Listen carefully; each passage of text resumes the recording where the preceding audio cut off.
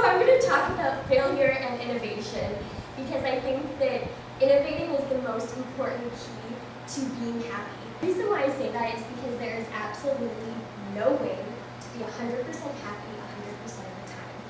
And if you tell yourself that you can, you're probably lying to yourself because life will throw you so many wrenches and you will be unhappy at times, and it's a good thing because then you really know what happiness feels like when you are happy.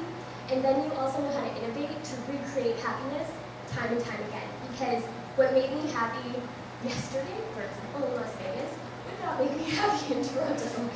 So happiness looks different at different times in your life, different spaces in your life, different head spaces.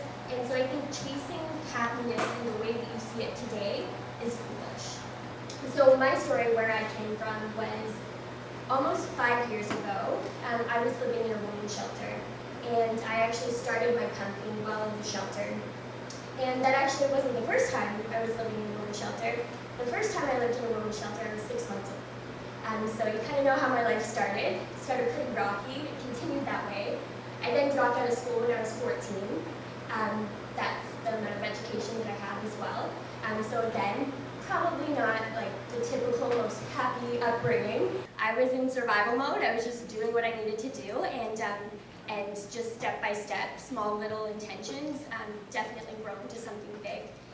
So at that time, definitely you can see all the failures along the way, and I'm not even mentioning half of them. Like some of the risks that I took early on in the company were definitely could have been seen as failures, but we always made them work. So in retrospect, I probably wouldn't call them failures.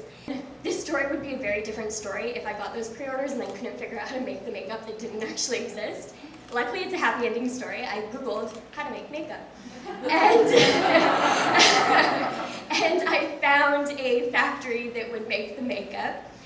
So with the pre-sale money, I then got myself an apartment that had no furniture in it because I could only afford the apartment at the time, moved out of the shelter, and also then continued selling the product, made enough money from the pre-sales to actually make the product, and then kept reinvesting in building the company. 75% of venture-backed startups fail as well.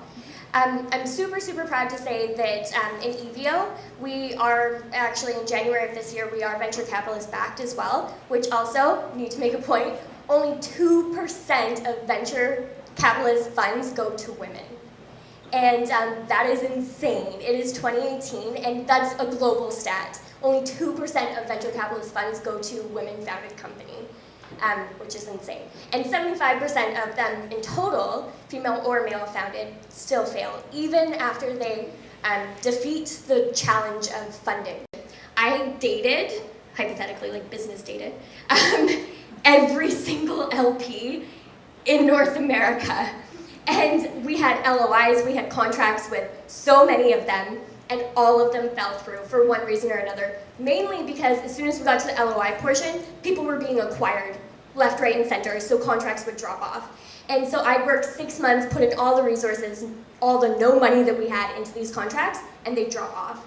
And then the right one came around, best culture fit, all the best things aligned within it. But if we looked at all of those things as failures, we would have never gotten to the blessing. So I think that it's really important to understand that failures don't really exist, and we should just wipe that from our vocabulary. When times get really, really tough, it's the people who are going to be in your corner, despite running out of money every single time, despite everything that you had great intentions with and great ideas with fail. You need the people who will continue to back you and continue to believe in you, no matter what's going on.